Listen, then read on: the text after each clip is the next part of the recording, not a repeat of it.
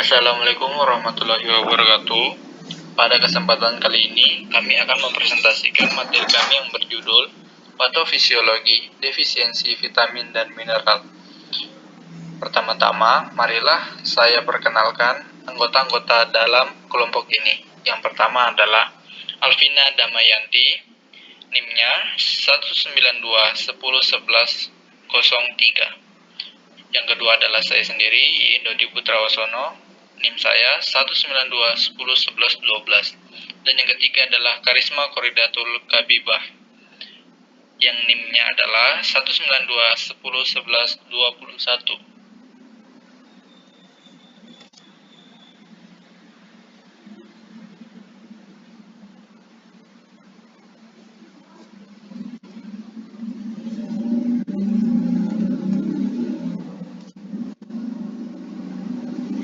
Untuk jurnal yang pertama yaitu asupan vitamin, mineral, rasio asupan kalsium dan fosfor, dan hubungannya dengan kepadatan tulang kalkaneus wanita.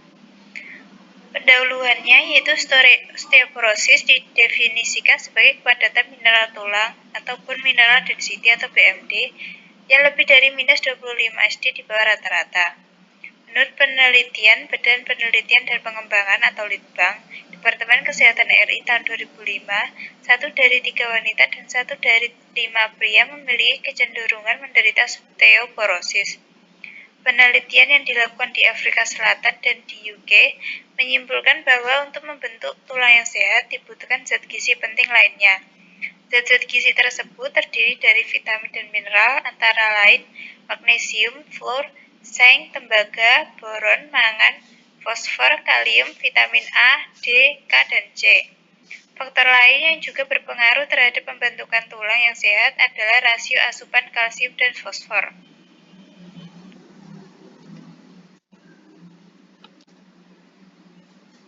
Untuk metodenya, yaitu populasi penelitian adalah semua wanita dewasa yang berusia antara 35-40 tahun yang ada di Health Fitness Center Koperasi Bekti Husada Departemen Kesehatan RI dengan kriteria mempunyai indeks massa tubuh normal dan melakukan latihan fisik teratur minimal 2 kali seminggu selama 3 bulan terakhir. Metode Food Frequency atau FFQ digunakan untuk mengetahui kebiasaan makan subjek selama 3 bulan terakhir. Daftar makanan tersebut terdiri dari makanan yang merupakan sumber vitamin A, C, dan mineral, kalsium, fosfor, dan seng. Fakta yang ditemukan yaitu sebanyak 63,7% subjek atau 65 orang mempunyai asupan vitamin A yang baik, 57,8% subjek atau 59 orang mempunyai asupan vitamin C yang kurang, 95,1% subjek atau 97 orang mempunyai asupan kalsium yang kurang, serta 98% subjek atau 100 orang mempunyai rasio asupan kalsium dan fosfor yang baik. Rata-rata asupan fosfor subjek adalah 643,4 gram atau 107,23% dari AKG dengan standar deviasi sebesar 1,168,9 gram dan sebanyak 81,4% subjek atau 83 orang mempunyai asupan fosfor yang baik. Rata-rata asupan seng subjek adalah 5,1 mg atau 52,5% dari AKG dengan standar deviasi sebesar 1,47 mg dan sebanyak 96,1% subjek atau 98 orang mempunyai asupan seng yang kurang. Untuk pembahasannya yaitu sebanyak 62,2% subjek dengan asupan vitamin A kurang memiliki densitas mineral tulang ataupun mineral density atau BMD normal, sedangkan hanya sebanyak 60,0% subjek dengan asupan vitamin A baik memiliki BMD normal.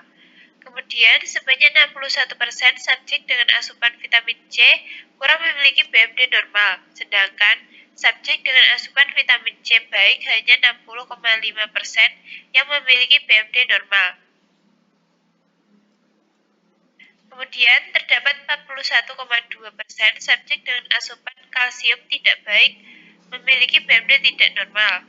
Berdasarkan uji korelasi Spearman, tidak terdapat hubungan antara asupan kalsium dengan BMD.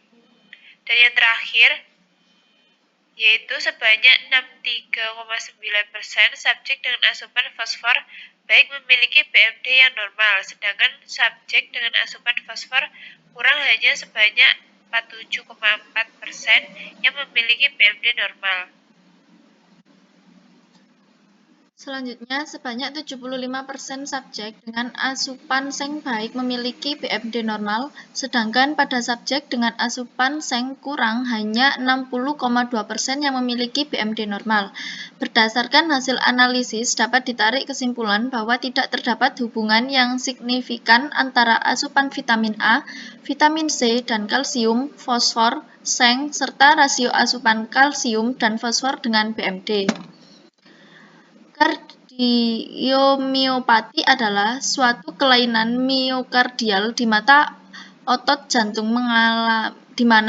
jantung mengalami abnormalitas baik secara struktural maupun fungsional. Dilated cardiomyopathy atau DCM merupakan jenis kardiomiopati yang paling sering terjadi di antara jenis-jenis kardiomiopati lainnya.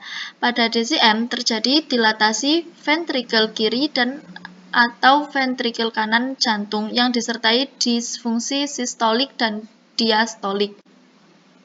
Untuk metodenya, sampel pada penelitian ini adalah kasus dan kontrol yang telah menyetujui informed consent dan memenuhi kriteria inklusi dan eksklusi yang diambil dengan cara consecutive sampling. Jumlah total sampel minimal yang dibutuhkan untuk penelitian ini adalah 38 sampel atau N1 sama dengan N2 sama dengan 19. Penelitian ini digunakan alat pengumpul data berupa format isian semi-kuantitatif food frequency questionnaire. Catatan rekam medis pasien berupa hasil ekokardiografi. Fakta yang ditemukan. Faktor genetik secara praktikal berpengaruh terhadap terjadinya DCM, namun dalam penelitian ini tidak didapatkan hubungan yang signifikan. Hipertensi ditemukan sebagai faktor resiko terjadinya DCM dan memiliki hubungan yang signifikan. Begitu juga dengan merokok yang ditemukan sebagai faktor resiko terjadinya DCM dan memiliki hubungan yang signifikan. Pembahasan dan keabsahan teori. Pada penelitian ini ditemukan konsumsi selenium tidak mempengaruhi terjadinya DCM, tidak sebagai faktor risiko maupun protektif.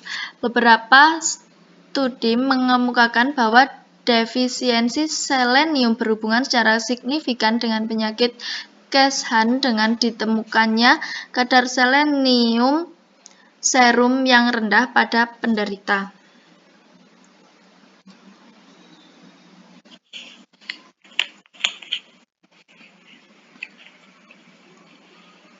Hubungan kekurangan vitamin A dengan anemia pada anak usia sekolah. Anemia, terutama anemia defisiensi besi, diakui sebagai gangguan gizi yang paling umum di dunia. Demikian juga kekurangan vitamin A, juga masih merupakan masalah kesehatan masyarakat yang utama di dunia. Kelompok yang rentan menderita anemia ini adalah ibu hamil, ibu menyusui, balita, anak usia sekolah, dan wanita usia subur. Kekurangan zat besi adalah penyebab utama anemia pada anak-anak prasekolah di seluruh dunia. Dan anemia defisiensi besi telah dikaitkan dengan perkembangan psikomotor yang tertunda dan gangguan pertumbuhan serta kelelahan. Metode pengumpulan data menggunakan kuesioner yang sudah dilakukan pengujian lapangan dan terstruktur yang dilakukan oleh enumerator atau pewawancara yang sudah dilatih terlebih dahulu. Untuk metode pengambilan sampel darah, Darah diambil dari vena media cubiti. Darah vena dibagi menjadi dua bagian, yaitu eta dan darah tanpa antikoagulan (plain). Darah eta digunakan untuk pengukuran hemoglobin dengan menggunakan ukur hemoku dan dibaca langsung di tempat.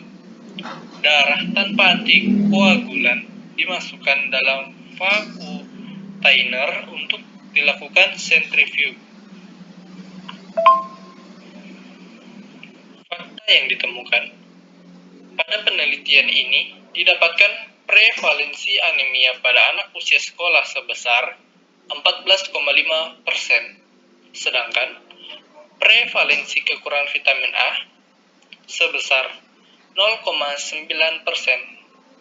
Menurut jenis kelamin, diperoleh presentase anemia pada laki-laki 16,7% lebih tinggi dibandingkan pada perempuan, yaitu 12,6%. Selanjutnya, menurut umur, diketahui bahwa persentase anemia lebih tinggi pada kelompok umur 5-6 tahun, sekitar 15,2%, dibandingkan umur 7-9 tahun, yaitu 14,0%.